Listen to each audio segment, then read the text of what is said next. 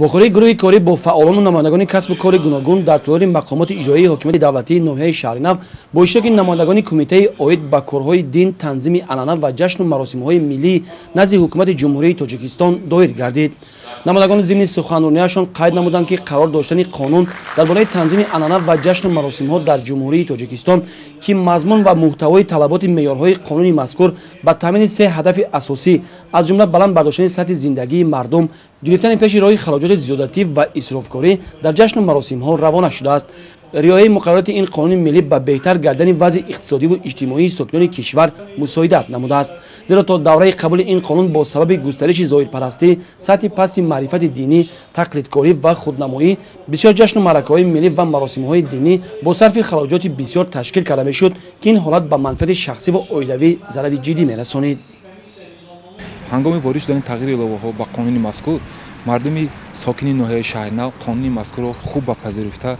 пазирифта истодааст, ки айни ҳол ҳангоми вохӯрию суҳбату вохӯриҳо дар байни аҳолӣ мардум дарк карданд, ки он маъракаҳое ки қоматшикан буд, айни ҳол аз байн бурда истоданд. мақомоти ҷумҳурии маҳаллии ҳокимияти давлатӣ дар оиди ба танзим дордаи қонуни мазкур як комиссияи доимӣ мақомоти маҳаллии ҳокимияти давлатӣ ва 7 комиссияи доимӣ ҷамоати шаҳраки деҳот ва 46 комиссияи ҷамъиятӣ таъсис доданд, ки ҳамаи онҳо дар маҳаллаҳо деҳаҳо қонуни мазкур ва инчунин тағйироти иловаҳоро ба сокинони деҳа фаҳмонда истоданд ва инчунин мардум айни ҳол тавонистанд, ки қонун тағйиротҳоро ба инобат гирифта он маблағҳое ки сарфасариштакорӣ мекарданд ба бонкҳо барое ки дар оянда таълиму тарбияи фарзандони худшон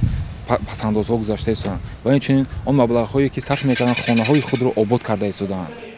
ҳамчунин дар чорабинӣ қайд карда шуд, ки қонун дар бораи танзими анъана ва ҷашну маросимҳо дар ҷумҳурии Тоҷикистон бо тақозои таъмини рушди ҷомеа бо дар назардошти шароити зиндагии мардум қабул гардидааст, ки он дарки моҳияти аслии зиндагӣ ва иҷрои рисолати инсониро дар худ таҷассум мекунад. дар чорабинӣ барои пешгирии қонуншиканиҳо аз ҷониби комиссияи танзими анъана ва ҷашну маросимҳо, раисони кӯчаву маҳалла, фаъолони деҳот ва имомхатибон вазифадор гардиданд, ки назоратро боз ҳам ҷиддитар ба роҳ монанд. طبق نقشه چنین ملاقات و واقعات در هر جماعت و دهات باید گذرانده شود.